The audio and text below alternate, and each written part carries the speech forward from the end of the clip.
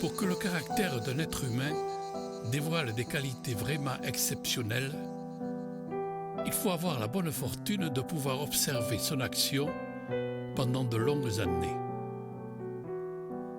Si cette action est dépouillée de tout égoïsme, si l'idée qui la dirige est d'une générosité sans exemple, s'il est absolument certain qu'elle n'a cherché de récompense nulle part, et qu'au surplus, elle a laissé sur le monde des marques visibles, on est alors sans risque d'erreur devant un caractère inoubliable. Il y a environ une quarantaine d'années, je faisais une longue course à pied sur des hauteurs absolument inconnues des touristes, dans cette très vieille région des Alpes qui pénètre en Provence. Cette région est délimitée au sud-est et au sud par le cours moyen de la Durance, entre Sisteron et Mirabeau. Au nord, par le cours supérieur de la Drôme, depuis sa source jusqu'à Die. À l'ouest, par les plaines du Contavenessin et les contreforts du Mont Ventoux.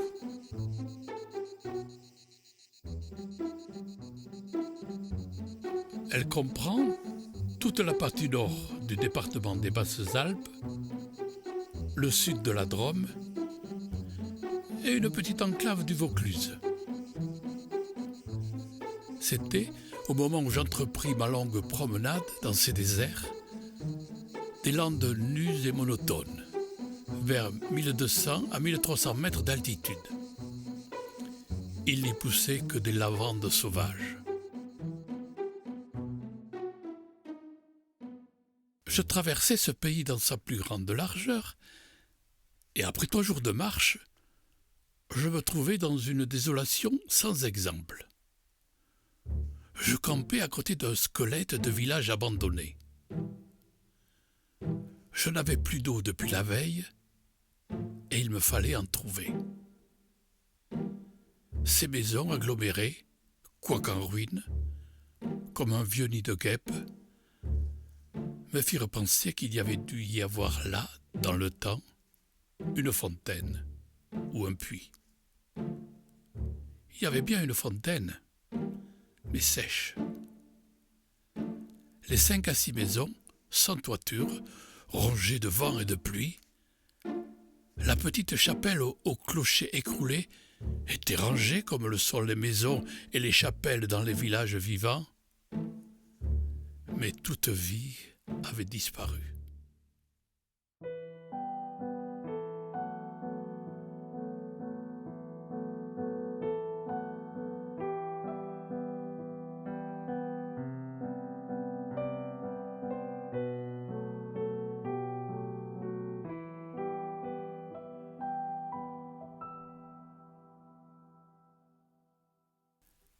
C'était un beau jour de juin avec grand soleil. Mais sur ces terres sans abri et hautes dans le ciel, le vent soufflait avec une brutalité insupportable. Ces grondements dans les carcasses des maisons étaient ceux d'un fauve, dérangé dans son repas. Il me fallut lever le camp. À 5 heures de marche de là, je n'avais toujours pas trouvé d'eau. Et rien ne pouvait me donner l'espoir d'en trouver. C'était partout la même sécheresse, les mêmes herbes ligneuses. Il me sembla apercevoir dans le lointain une petite silhouette noire, debout. Je la pris pour le tronc d'un arbre solitaire. À tout hasard, je me dirigeai vers elle. C'était un berger. Une trentaine de moutons, couchés sur la terre brûlante, se reposaient près de lui. Il me fit boire à sa gourde et un peu plus tard, il me conduisit à sa bergerie dans une ondulation du plateau. Il tirait son eau, excellente, d'un trou naturel très profond au-dessus duquel il avait installé un treuil rudimentaire. Cet homme parlait peu. C'est le fait des solitaires, mais on le sentait sûr de lui et confiant dans cette assurance. C'était insolite dans ce pays dépouillé de tout. Il n'habitait pas une cabane, mais une vraie maison en pierre où l'on voyait très bien comment son travail personnel avait rapiécé la ruine qu'il avait trouvée là, à son arrivée. Son toit était solide et étanche. Le vent qui le frappait faisait sur les tuiles le bruit de la mer sur les plages. Son ménage était en ordre, sa vaisselle lavée, son parquet balayé, son fusil graissé. Sa soupe bouillait sur le feu. Je remarquai alors qu'il était aussi rasé de frais, que tous ses boutons étaient solidement cousus, que ses vêtements étaient reprisés avec le soin minutieux qui rend les reprises invisibles. Il me fit partager sa soupe, et comme après je lui offrais ma blague à tabac, il me dit qu'il ne fumait pas. Son chien, silencieux comme lui, était bienveillant, sans bassesse. Il avait été entendu tout de suite que je passerais la nuit là.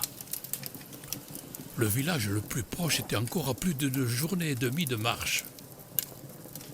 Et au surplus, je connaissais parfaitement le caractère des rares villages de cette région. Il y en a 4 ou 5, dispersés loin les uns des autres, sur les flancs de ces hauteurs, dans les taillis de chênes blancs à la toute extrémité des routes carrossables. Ils sont habités par des bûcherons qui font du charbon de bois. Ce sont des endroits où l'on vit mal. Les familles, serrées les unes contre les autres, dans ce climat qui est d'une rudesse excessive, aussi bien l'été que l'hiver, exaspèrent leur égoïsme en vase clos. L'ambition irraisonnée s'y démesure, dans le désir continu de s'échapper de cet endroit. Les hommes vont porter leur charbon à la ville avec leur camion, puis retour. Les plus solides qualités craquent sur cette perpétuelle douche écossaise. Les femmes mijotent des rancœurs. Il y a concurrence sur tout, aussi bien pour la vente du charbon que pour le banc à l'église, pour les vertus qui se combattent entre elles, pour les vices qui se combattent entre eux, et pour la mêlée générale des vices et des vertus, sans repos. Par là-dessus, le vent également sans repos irrite les nerfs. Il y a des épidémies de suicide et de nombreux cas de folie, presque toujours meurtrières.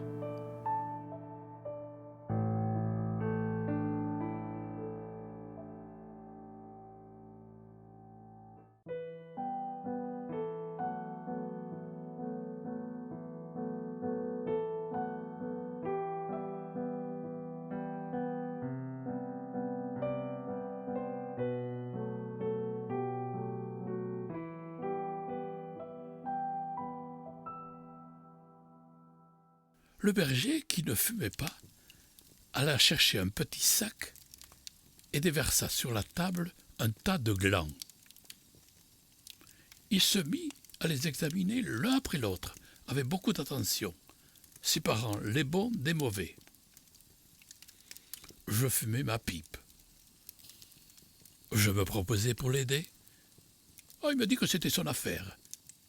En effet, voyant le soin qu'il mettait à ce travail, je n'insistais pas. Ce fut toute notre conversation. Quand il eut du côté des bons un tas de glands assez gros, il les compta par paquet de 10. Ce faisant, il éliminait encore les petits fruits ou ceux qui étaient légèrement fendillés, car il les examinait de fort près. Quand il eut ainsi devant lui 100 glands parfaits, il s'arrêta. Et nous allâmes nous coucher. La société de cet homme donnait la paix. Je lui demandai le lendemain la permission de me reposer tout le jour chez lui. Il le trouva tout naturel, ou plus exactement, il me donna l'impression que rien ne pouvait le déranger. Ce repos ne m'était pas absolument obligatoire, mais j'étais intrigué et je voulais en savoir plus. Il fit sortir son troupeau et il le mena à la pâture. Avant de partir, il trempa dans un seau d'eau le petit sac où il avait mis les glands soigneusement choisis et comptés. Je remarquai qu'en guise de bâton, il emportait une tringle de fer, grosse comme le pouce et longue d'environ 1,50 m. Je fis celui qui se promène en se reposant et je suivis une route parallèle à la sienne. La pâture de ces bêtes était dans un fond de combe.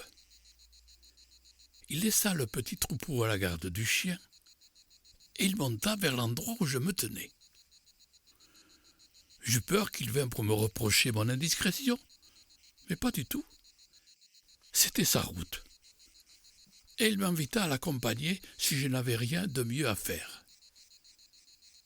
Il allait à 200 mètres de là, sur la hauteur. Arrivé à l'endroit où il désirait aller, il se mit à planter sa tringle de fer dans la terre. Il faisait ainsi un trou dans lequel il mettait un gland, puis il rebouchait le trou. Il plantait des chênes. Je lui demandai si la terre lui appartenait. Il me répondit que non. Savait-il à qui elle était? Il ne savait pas. Il supposait que c'était une terre communale, ou peut-être était-elle propriété de gens qui ne s'en souciaient pas. Lui ne se souciait pas de connaître les propriétaires. Il planta ainsi 100 glands avec un soin extrême. Après le repas de midi, il recommença à trier sa semence. Je mis, je crois, assez d'insistance dans mes questions, puisqu'il y répondit. Depuis 3 ans, il plantait des arbres dans cette solitude. Il en avait planté 100 000. Sur les 100 000, 20 000 étaient sortis. Sur ces 20 000, il comptait en perdre la moitié, du fait des rongeurs ou de tout ce qu'il y a d'impossible à prévoir dans les desseins de la Providence. Il restait 10 000 chênes qui allaient pousser dans cet endroit où il n'y avait rien auparavant. C'est à ce moment-là que je me souciais de l'âge de cet homme. Il avait visiblement plus de 50 ans. 55, me dit-il. Il s'appelait Elzéar Bouffier.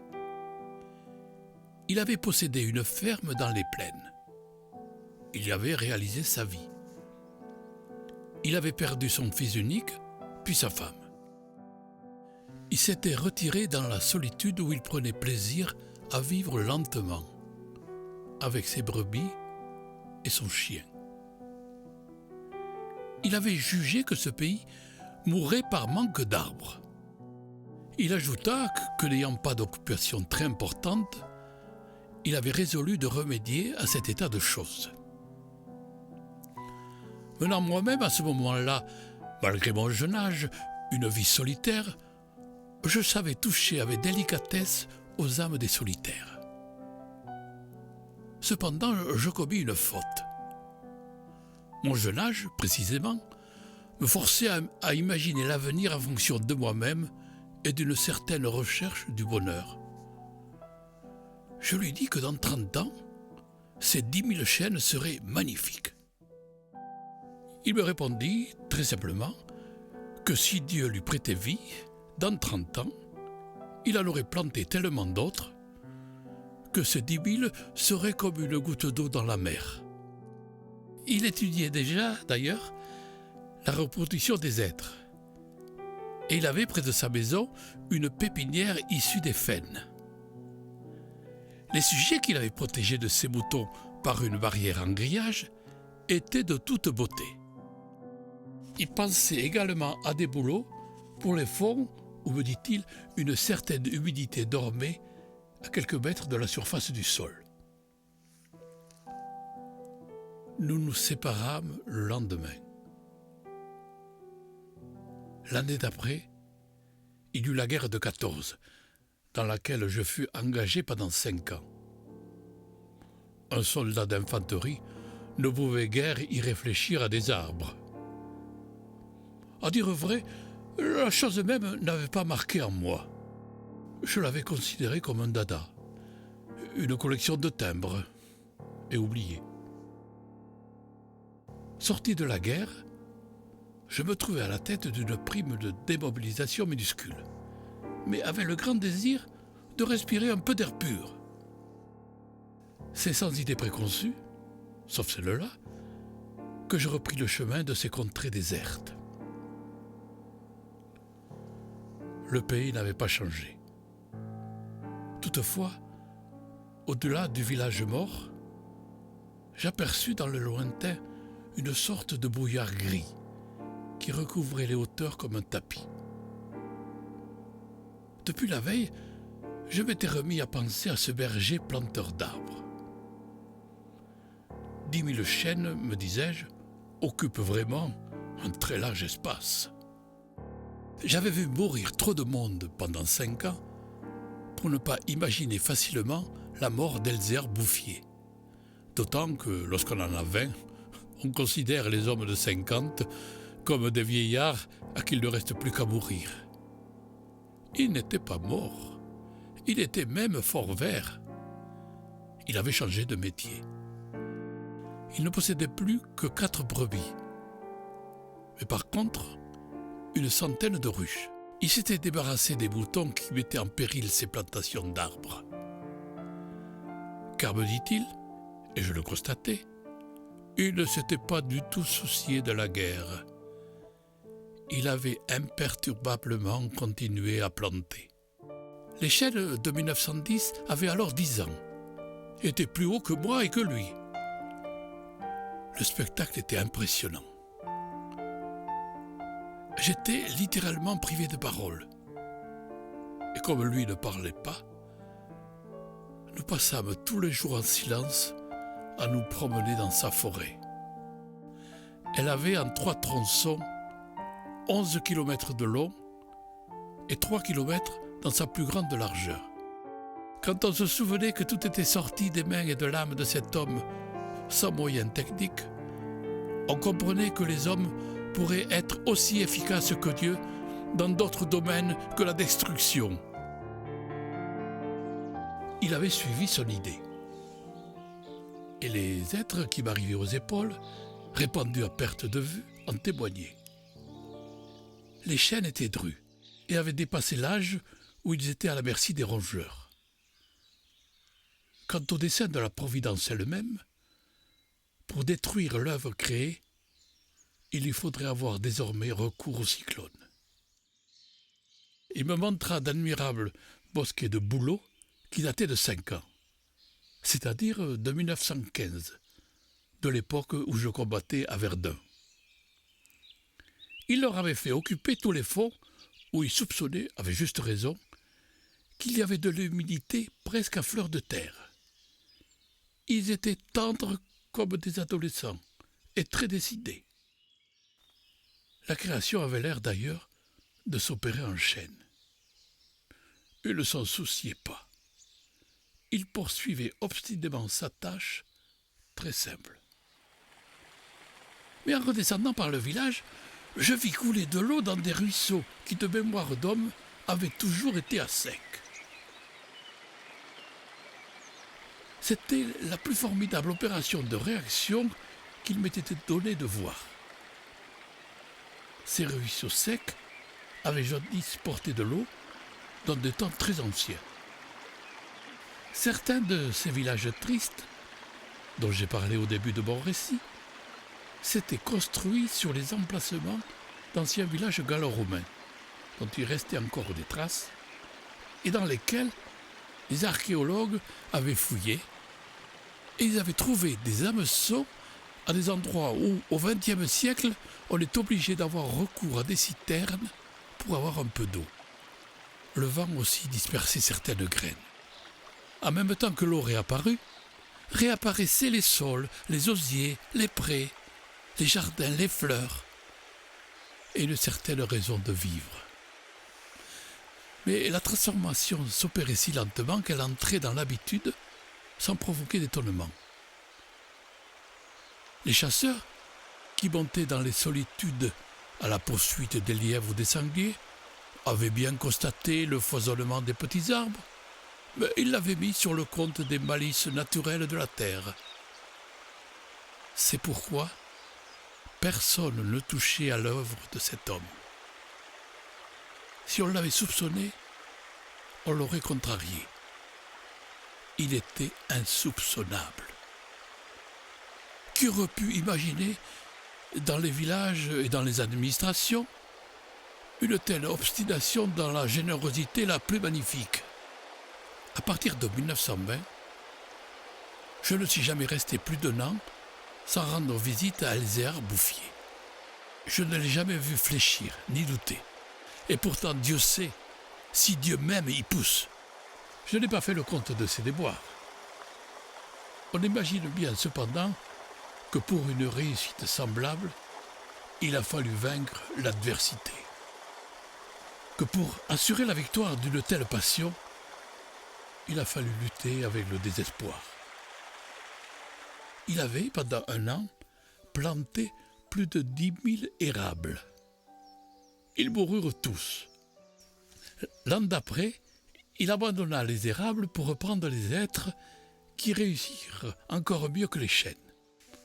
Pour avoir une idée à peu près exacte de ce caractère exceptionnel, il ne faut pas oublier qu'il s'exerçait dans une solitude totale.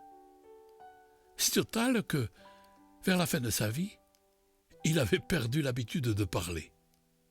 Ou peut-être n'en voyait-il pas la nécessité. En 1933, il reçut la visite d'un garde forestier éberlué. Ce fonctionnaire lui intima l'ordre de ne pas faire de feu dehors, de peur de mettre en danger la croissance de cette forêt naturelle. C'était la première fois, lui dit cet homme naïf, qu'on voyait une forêt pousser toute seule. À cette époque, il allait planter des hêtres à 12 kilomètres de sa maison. Pour s'éviter le trajet d'aller-retour, car il avait alors 75 ans, il envisage de construire une cabane de pierre sur les lieux mêmes de ses plantations, ce qu'il fit l'année d'après. En 1935, une véritable délégation administrative vint examiner la forêt naturelle. Il y avait un grand personnage des eaux et forêts, un député, des techniciens. On prononça beaucoup de paroles inutiles. On décida de faire quelque chose et heureusement, on ne fit rien. Sinon, la seule chose utile, mettre la forêt sous la sauvegarde de l'État et interdire qu'on vienne y charbonner. Car il était impossible de n'être pas subjugué par la beauté de ces jeunes arbres en pleine santé. Et elle exerça son pouvoir de séduction sur le député lui-même. J'avais un ami parmi les capitaines forestiers qui était de la délégation. Je lui expliquai le mystère. Un jour de la semaine d'après, nous allâmes tous les deux à la recherche d'Elzéar Bouffier. Nous le trouvâmes en plein travail, à 20 km de l'endroit où avait eu lieu l'inspection. Ce capitaine forestier n'était pas mon ami pour rien. Il connaissait la valeur des choses. Il sut rester silencieux.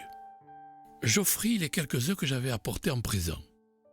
Nous partageâmes notre casse-croûte en trois et quelques heures passèrent dans la contemplation muette du paysage. Le côté dont nous venions était couvert d'arbres de 6 à 7 mètres de haut. Je me souvenais de l'aspect du pays en 1913. Le désert. Le travail, paisible et régulier, l'air vif des hauteurs, la frugalité et surtout la sérénité de l'âme avaient donné à ce vieillard une santé presque solennelle. C'était un athlète de Dieu. Je me demandais combien d'hectares il allait encore couvrir d'arbres. Avant de partir, mon ami fit simplement une brève suggestion à propos de certaines essences auxquelles le terrain d'ici paraissait devoir convenir. Il n'insista pas. Pour la bonne raison, me dit-il après, que ce bonhomme en sait plus que moi. Au bout d'une heure de marche, l'idée ayant fait son chemin en lui, il ajouta: il en sait beaucoup plus que tout le monde. Il a trouvé un fameux moyen d'être heureux. C'est grâce à ce capitaine que non seulement la forêt, mais le bonheur de cet homme furent protégés. Il fit nommer 3 gardes forestiers pour cette protection. Et il les terrorisa de telle façon qu'ils restèrent insensibles à tous les pots de vin que les bûcherons pouvaient proposer. L'œuvre ne courut un risque grave que pendant la guerre de 1939. Les automobiles, marchant alors au gazogène, on n'avait jamais assez de bois. On commença à faire des coupes dans les chênes de 1910, mais ces quartiers sont si loin de tout réseau routier que l'entreprise se révéla très mauvaise au point de vue financier. On l'abandonna. Le berger n'avait rien vu. Il était à 30 km de là, continuant paisiblement sa besogne, ignorant la guerre de 39 comme il avait ignoré la guerre de 14. J'ai vu Elzéar Bouffier pour la dernière fois en juin 1945. Il avait alors 87 ans.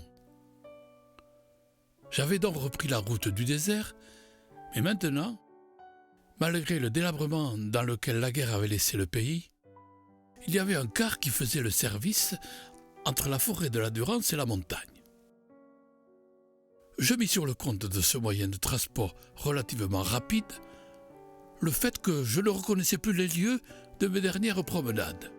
Il me semblait aussi que l'itinéraire me faisait passer par des endroits nouveaux.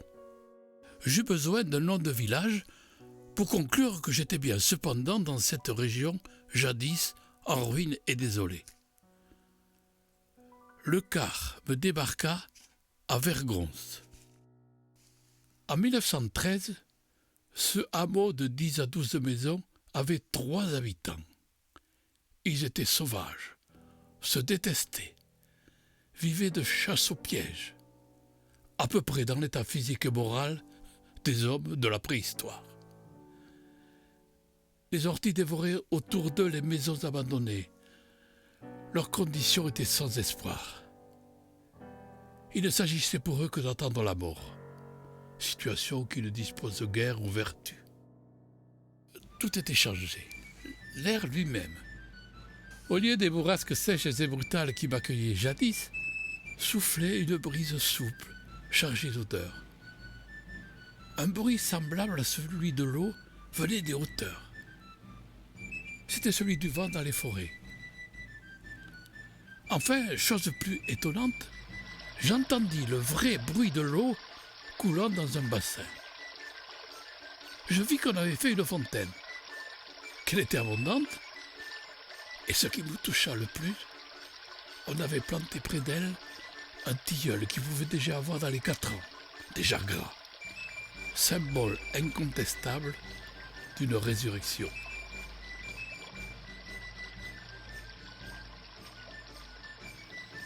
Par ailleurs, Vergon portait les traces d'un travail pour l'entreprise duquel l'espoir était nécessaire. L'espoir était donc revenu. On avait déblayé les ruines, abattu les pans de murs délabrés et reconstruit 5 maisons. Le hameau comptait désormais 28 habitants, dont 4 jeunes ménages. Les maisons neuves, crépies de frais, étaient entourées de jardins potagers où poussaient, mélangés mais alignés, les légumes et les fleurs, les choux et les rosiers, les poireaux et les gueules de loup, les céleris et les anémones. C'était désormais un endroit où l'on avait envie d'habiter. À partir de là, je fis mon chemin à pied. La guerre, dont nous sortions à peine, n'avait pas permis l'épanouissement complet de la vie. Mais Lazare était hors du tombeau. Sur les flancs abaissés de la montagne, je voyais de petits champs d'orge et de seigle en herbe. Au fond des étroites vallées, quelques prairies verdissaient. Il n'a fallu que les 8 ans qui nous séparent de cette époque pour que tout le pays resplendisse de santé et d'aisance. Sur l'emplacement des ruines que j'avais vues en 1913, s'élèvent maintenant des fermes propres, bien crépies, qui dénotent une vie heureuse et confortable. Les vieilles sources, alimentées par les pluies et les neiges que retiennent les forêts, se sont remises à couler. On en a canalisé les eaux. À côté de chaque ferme, dans des bosquets d'érable, les bassins des fontaines débordent sur des tapis de menthe fraîche. Les villages se sont reconstruits peu à peu. Une population venue des plaines où la terre se vend chère s'est fixée dans le pays, y apportant de la jeunesse, du mouvement, de l'esprit d'aventure. On rencontre dans les chemins des hommes et des femmes bien nourris, des garçons et des filles qui savent rire, qui ont repris goût aux fêtes campagnardes. Si on compte l'ancienne population, méconnaissable depuis qu'elle vit avec douceur, et les nouveaux venus, plus de 10 000 personnes doivent leur bonheur à Elzéar Bouffier. Quand je réfléchis qu'un homme seul, réduit à ses simples ressources physiques et morales, a suffi pour faire surgir du désert ce pays de Canaan, je trouve que malgré tout, la condition humaine est admirable. Et quand je fais le compte de tout ce qu'il a fallu de constance dans la grandeur d'âme et d'acharnement dans la générosité pour obtenir ce résultat, je suis pris d'un immense respect pour ce vieux paysan sans culture qui a su mener à bien cette œuvre digne de Dieu. Elzéar Bouffier est mort paisiblement en 1947 à l'hospice de Banon.